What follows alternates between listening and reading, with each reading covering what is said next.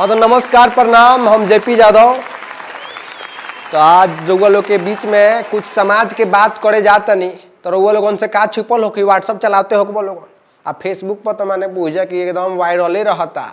कोनो कहता मैं इनको लेके भागी हूँ, ये हमको नहीं लेके भागे हैं। हमनी के भोजपुरी इंडस्ट्री में तो मतलब कलमे लेके सुतत उठत क्या कहल जाला बैठा रहे नहीं सब। हम फट से गाना बनता एकदम रिलीज सुपर डुपर हिट। हमने इनको लेके भागा है तो नून रोटी खाएंगे, जिंदगी संग ही बिताएंगे। अब भाग्य तरह से लेके जेने देखो नहीं न्यूज सुने के मिला था कि फालना के लड़की चिलना के लड़का जोड़े भाग चिलनावा के लड़का फालनावा के लड़की के लेके भाग। यही भागम भाग में किन्हू तो गेलहाइये के रह जाता है, किन्हू का साक्षात मोक्ष के प्राप्ति हो जाता है एकदम। 2-3 साल तपस्या करता लो कोचिंग का आगा पीछा आ केनहू हारका में धरा जाता लो पकड़ के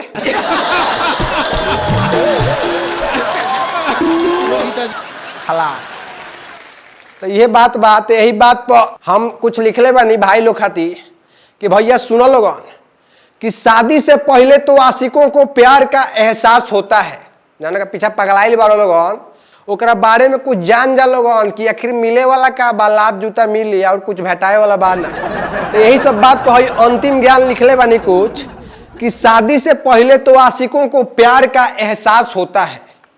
शादी से पहले तो आशिकों को प्यार का एहसास होता है और शादी के बाद नु गांव में बांस होता है। जहाँ खाली फसल कौनो देवता मुन बचावे ना वाइलो।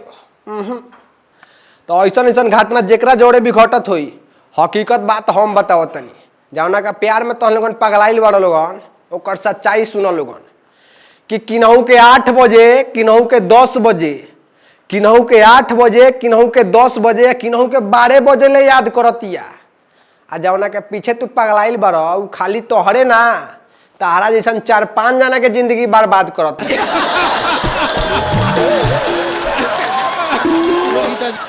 टेंडर ले ले बाड़ी सब बबुआ ओकनी अपन टाइम से पढ़ ले तारी सब, पढ़ लिख के 10,000 मैट्रिक में 25,000 इंटर में चाचा जीवा से टान ले तारी सब। आई लो टाना तलो जाके बंगलोर में लोहा आ ना तो कोनो दलाल का थोरू चल जाता लो सीधा दोहा। और जब नौकरी का नाम पर जब बकरी चरवाव तरह सा तो सीधा कहता लो मोदी जी मैं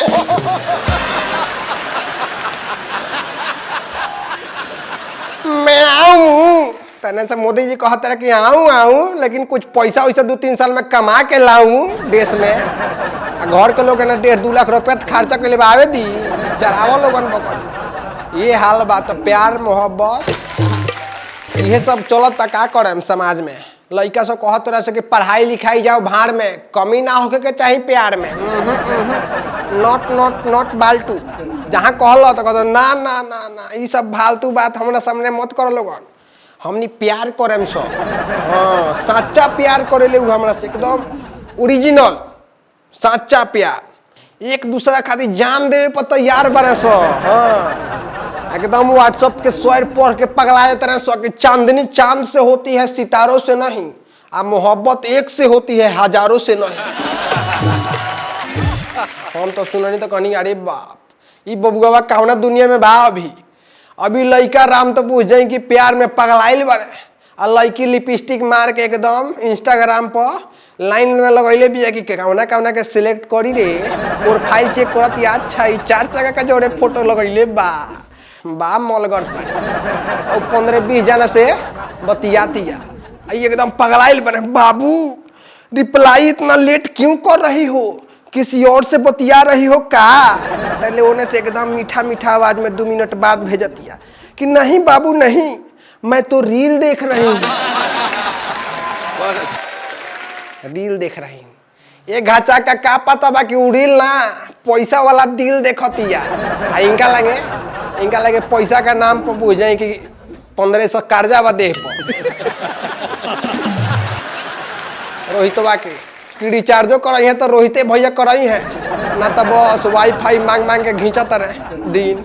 तो ये वाला शेर जौन है बा कि चांदनी चांद से होती है सितारों से नहीं है, मोहब्बत एक से होती है हजारों से नहीं, एकदम डिलीट कर दो। जाके अपना दिमाग का गैलरी में से एकदम डिलीट कर दे, एक बार रीस्टोर मार दो सब बोले। हमार वाला है याद कर लो, अगर जीवन में खुश रहे के बाद तो हमार शहर तो जेपी भैया कहते हैं कि सच्चा प्यार जीव के जंजाल बा, सच्चा प्यार जीव के जंजाल बा, खुश उहे बा जौना के लगे 4-5 गो मार।